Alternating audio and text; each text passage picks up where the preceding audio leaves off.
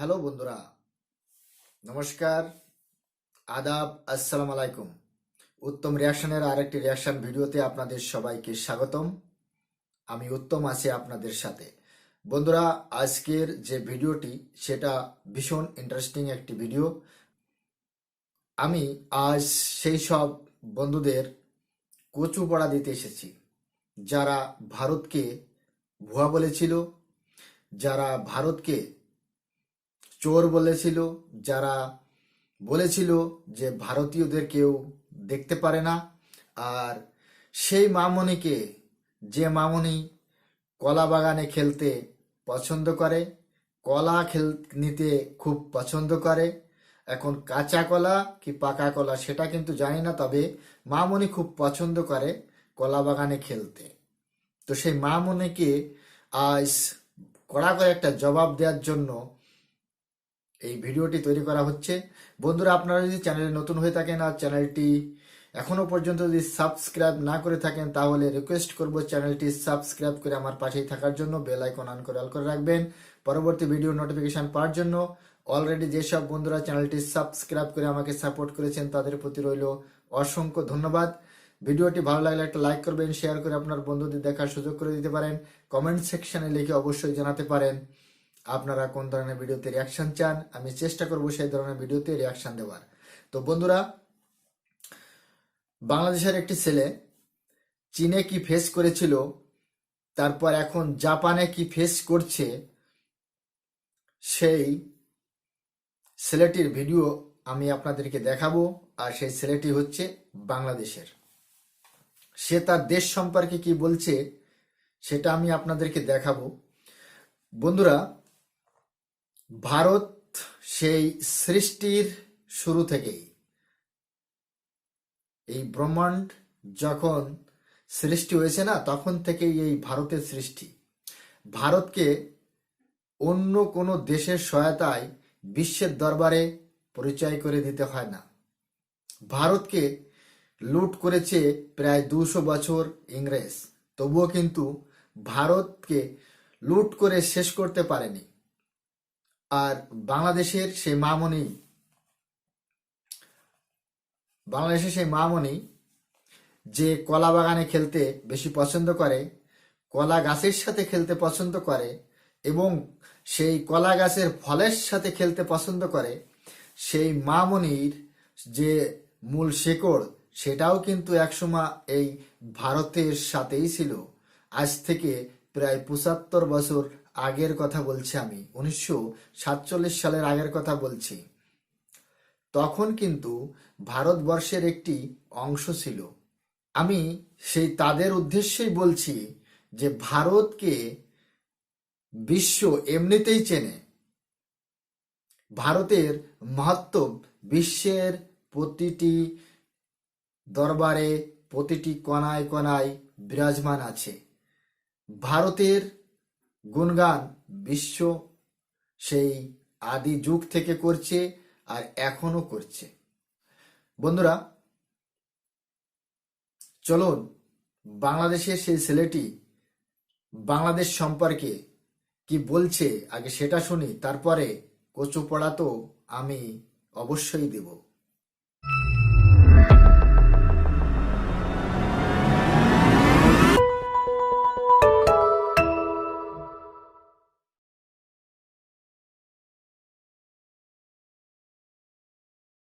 আধা যুগ ছুঁই ছুঁই বিদেশ বসবাস, প্রায় আধা যুগ হতে চলেছে।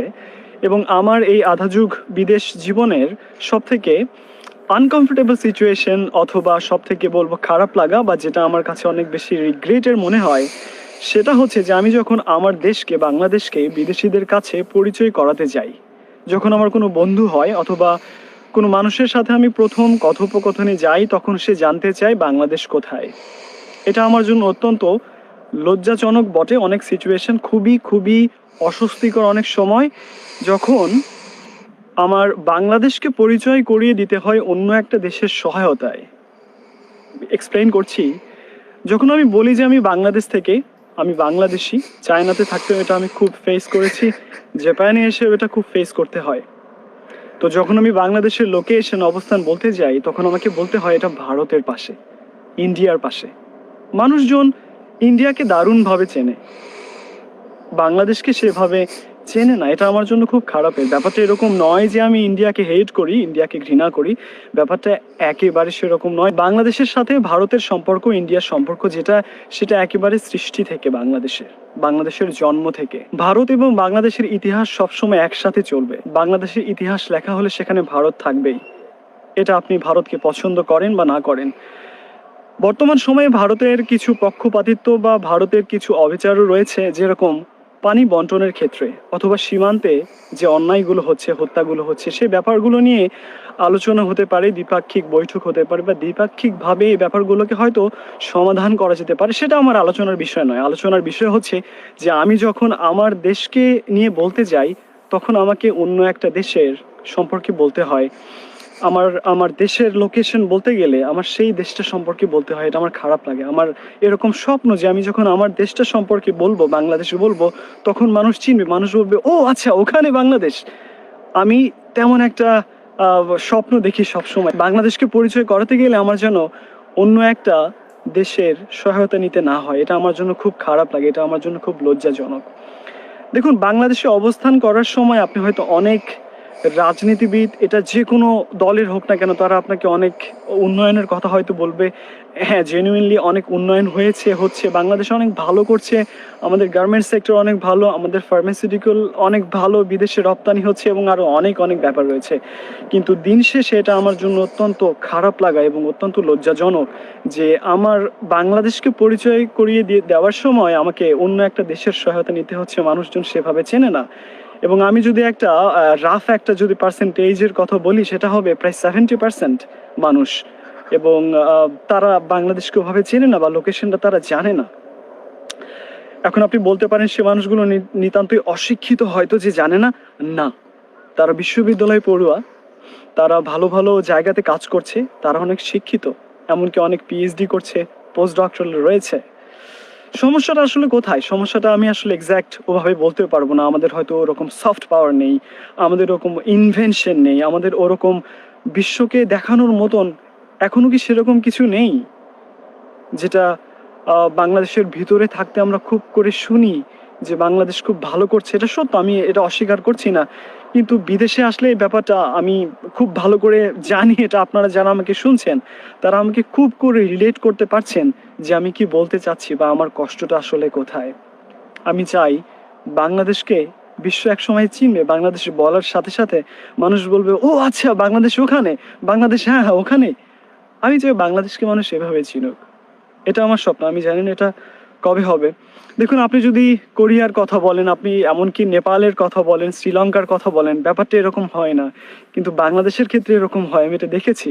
এখন আমি জানি না এটা শুধুমাত্র আমার ক্ষেত্রে এতটা বেশি পার্সেন্টেজই হয়েছে, আমি আমি কি অভাগা আমি এটা জানি না, কিন্তু এটা আমার আমার বিদেশ জীবনের খুবই খারাপ লাগে এবং আমি চাই আমার দেশটাকে সবাই। বন্ধুরা, ভিডিওটি এখানেই শেষ হয়েছে। আধা যুগ সুই সুই নয়, সারাটা জীবন, সারাটা যুগ চলে যাবে, তবুও ভারতকে বাদ দিয়ে বিশ্বের দরবারে নিজেকে পরিচিত করাতে পারবে না কোনোদিন বাংলাদেশ।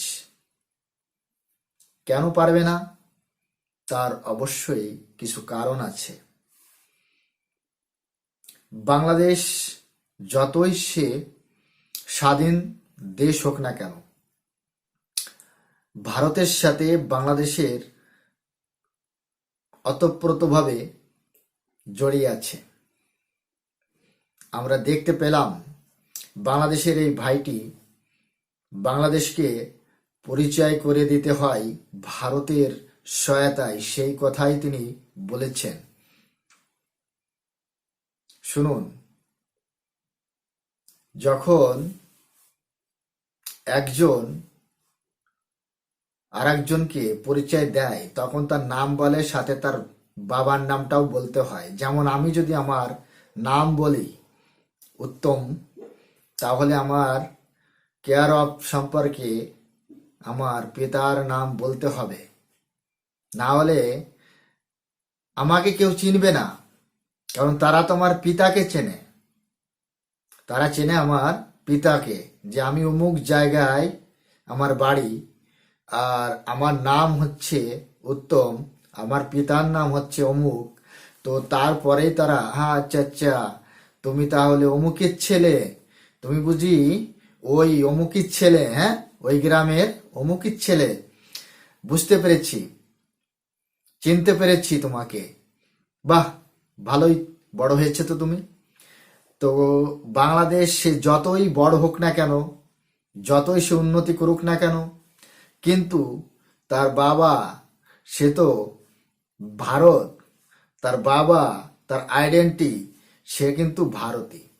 আমি সেই মামনির কাছে প্রশ্ন করতে চাই, কলা বাগানের সাথে খেলবে, ঠিক আছে, খেলার বয়সে খেলতে হয়, সে কলা নিয়ে খেলো আর কলা বাগানে বসে খেলো, খেলতে হবে তোমার, তোমার তো খেলার খুব শখ।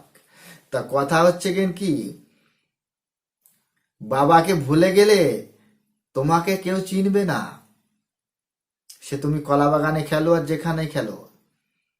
তবে আমার তোমার পরিচয় দিতে খুবই লজ্জা লাগে যে আমার মেয়ে হয়ে তুমি কলা গাছের সাথে খেলছো, এটা কিন্তু আমার কিন্তু খুবই একটা লজ্জার বিষয়। আমি সেই ভাইদের কথা বলছি, আমি সেই সব ভাইদের কথা বলছি যারা বলেছিল ভারত ভুয়া, ভারত চোর, ভারত, ভারতীয়দের কেউ চেনে না। ভারতীয়দের সবাই চেনে, বিশ্বের কোণে কোণে ভারতীয়দের চেনে, ভারতীয়রা ভুয়া এই কথা বলেছিল না। ভারতীয়রাই আছে বিশ্বের কমসে কম টপ 30-এরও বেশি কোম্পানির সিইও, টপ, বিশ্বের টপ কোম্পানির সিইও আসছে ভারতীয়রা। ভারতীয়দের বাদ দিলে বিশ্বের চলে না, এটাই সত্য। আরে বাংলাদেশের মানুষরা যারা সমালোচনা করে আমেরিকার সম্পর্কে, যারা সমালোচনা করে ইংল্যান্ডের সম্পর্কে, যারা সমালোচনা করে ইসরায়েলের সম্পর্কে, যারা সমালোচনা করে ইউরোপ কান্ট্রির সম্পর্কে, যারা সমালোচনা করে ভারতের, আর সেই দেশকেই চেনে না বিশ্বের 70% মানুষ। বিশ্বের 70% মানুষ চেনে না। এটা কিন্তু আমার কথা নয়, এটা এই বাংলাদেশের ভাই বলছে, তাও ভিডিও তৈরি করে বলছে, ভাইরাল একটি ভিডিও। সে নিজের বাংলাদেশের সেই ভাইটি নিজের মুখে স্বীকার করছে যে বাংলাদেশকে বিশ্বের 70% মানুষ চেনে না। আর সে চায়নার কথা বলেছে, চায়না যে যারা চায়না, সে চায়নায় থেকেও এটা ফেস করেছে। চায়নার জনগণও কিন্তু বাংলাদেশ কোথায় তাও জানে না।